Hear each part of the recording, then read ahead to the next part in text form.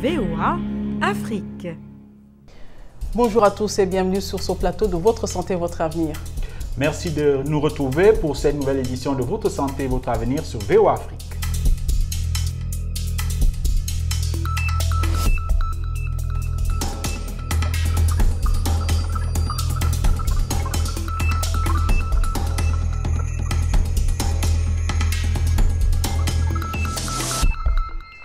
Un nouveau rendez-vous pour parler de la constipation.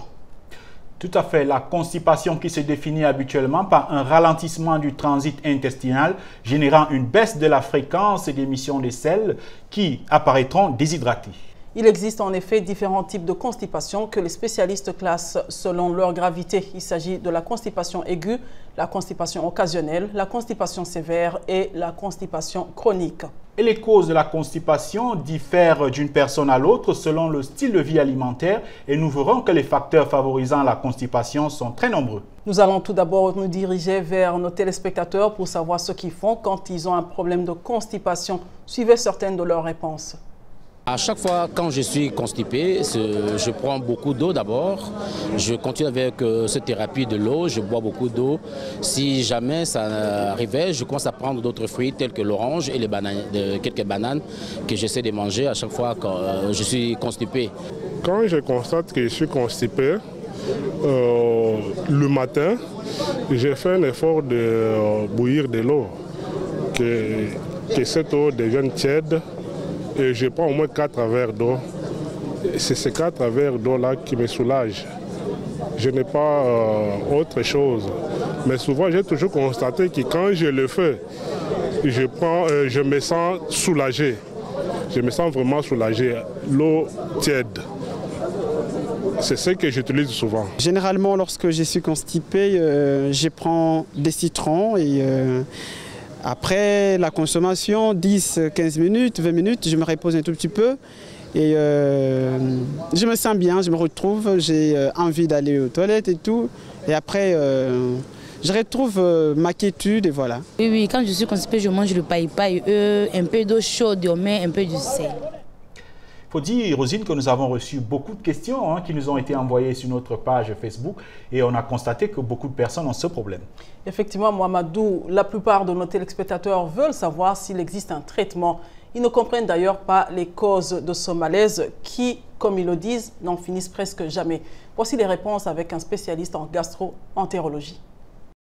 Les causes de la constipation sont multiples. Elles peuvent être alimentaires. Donc, il y a des personnes qui ne mangent pas suffisamment de fruits et légumes, suffisamment de fibres alimentaires. Et donc, ces personnes seront sujettes à la constipation. Le fait d'être sédentaire, donc de manquer de sport, fait qu'on puisse être plus sujet à la constipation qu'une autre personne qui est sportive, par exemple. Il y a aussi des maladies qui favorisent la constipation. Donc, on parle des neuropathies. Et les principales maladies dans lesquelles on a une neuropathie, c'est le diabète. Bon, les conséquences de la constipation sont surtout, surtout sur le plan digestif. C'est-à-dire quoi? La personne qui mange et qui ne peut pas exonérer, ça veut dire qu'il ne peut pas faire la selle normalement, aura tendance à ne plus vouloir manger. Ce qui va mettre déjà dans un cercle vicieux. Je mange, je ne fais pas de sel, donc du coup, je n'ai pas envie de manger. Et donc, mon état général se dégrade. Bon, les deuxièmes complications sont surtout au niveau de la sphère proctologique, donc au niveau de la marge anale, tout ce qui va avec, c'est-à-dire les fissures anales, du fait de l'effort de pousser, la maladie hémorroïdaire et autres. Donc, le grand groupe, c'est la maladie hémorroïdaire. Par contre, on a aussi un autre groupe qu'on appelle les fécalomes, c'est-à-dire quoi? La personne n'a pas fait la selle pendant longtemps et cela a fini par créer comme une sorte de masse compacte et solide dans le rectum, qui parfois nécessite carrément des manœuvres chirurgicales pour l'extraction. Une fois que la cause est trouvée, le traitement suit. Alors, les traitements sont diversifiés. La plupart des cas, quand on s'est assuré qu'il n'y a pas de cause secondaire, que ce n'est qu'une constipation essentielle, il y a des laxatifs qu'on peut donner. Il y a plusieurs groupes de laxatifs qu'on donne et en général, ça permet de résoudre le problème. Mais associé à ça, il faut surtout revoir l'hygiène alimentaire du patient, qui est vraiment important. La constipation est en grande partie liée à notre mode d'alimentation. La présence de certaines combinaisons alimentaires et l'insuffisance de certains aliments dans notre corps sont des facteurs favorisant la constipation. La question est donc de savoir ce qu'il faut manger pour prévenir la constipation, mais aussi les aliments qu'une personne traitant la constipation peut prendre. À ce propos, un nutritionniste nous répond. Les aliments qu'il faut consommer, nous avons les légumes. Les légumes, il faut vraiment beaucoup manger les légumes. Il faut aussi beaucoup boire de l'eau pour éviter la constipation. Il y a les aliments à éviter, tels que les aliments trop durs. Il y a les autres, les uns qui préfèrent de manger du riz. Mais du riz là, doit être accompagné, toujours avec le légume ou la viande, donc comme ça, vous pouvez éviter. Comme même le maïs là, les foufous là, le maïs. Si le maïs est trop dur, ça va aussi causer la constipation. Il faut toujours bien préparer, il faut les manger toujours avec les légumes et accompagner avec d'autres histoires. Les boissons n'ont pas de problème, n'ont pas le lien avec les problèmes de constipation. Non. Avec les boissons, il n'y a pas de problème. Ça va dépendre d'un organisme à l'autre. Mais en général, les boissons n'ont pas vraiment de problème parce que c'est le liquide. Alors, vous prenez des aliments comme ça, après le repas, avant le repas, il faut toujours accompagner ça avec les fruits aussi. Les fruits pour éviter des constipations. Espérons donc que vous avez appris pas mal sur le traitement de la constipation, mais surtout sur l'alimentation qu'il vous faut pour éviter et prévenir ce malaise gastrique. Et on espère aussi que ces interventions ont répondu à plusieurs de vos questions que vous nous avez envoyées sur notre page Facebook. Et certains d'entre vous ont même commenté sur ce sujet, n'est-ce pas, Mohamedou? Oui, nous avons reçu le commentaire de Ismaël Tankara qui nous suit depuis l'Arabie Saoudite. Il nous dit que son problème est qu'il n'arrive pas à évacuer les selles sans prendre des médicaments. Sinon, dit-il, mon ventre reste ballonné et mon dos me fait mal. Il y a également le commentaire de Yannick Kapembe de Kinshasa en RDC qui dit qu'il a même passé l'échographie. Il a souvent mal au ventre et ce, malgré l'usage du Dufalac qui agit sur les symptômes de la constipation. Merci pour vos commentaires sur ce sujet. À présent, la question du téléspectateur, une question qui nous vient de Panzou. Il est à Kinshasa, en RDC. Il nous dit que quand il lit un livre pendant une longue durée, il commence à avoir mal à la tête et au niveau du cou.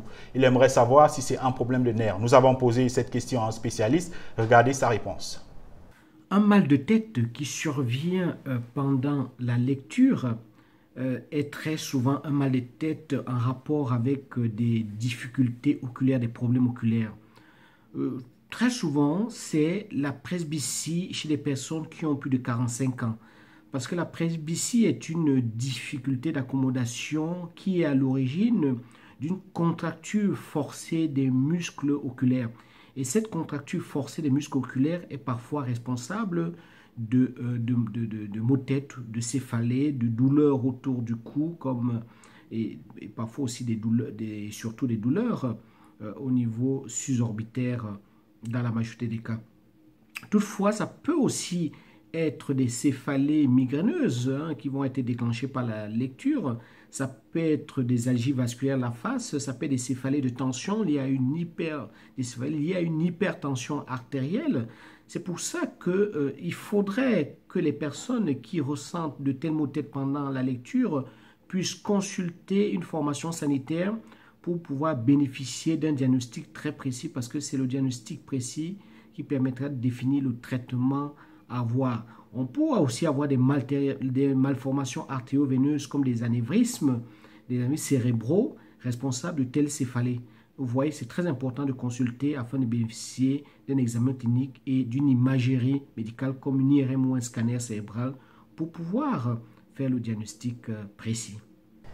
Et c'est la fin de cette édition de Votre Santé, Votre Avenir, une édition qui était consacrée à la constipation. Et si vous avez encore des questions sur la constipation ou sur d'autres sujets santé, visitez notre page Facebook VOA Afrique. Vous pouvez aussi nous envoyer vos questions sur le numéro WhatsApp 001 240 466 88 62. Et pour plus d'informations, visitez notre site web voaafrique.com. Merci de votre fidélité. Au revoir. À très bientôt.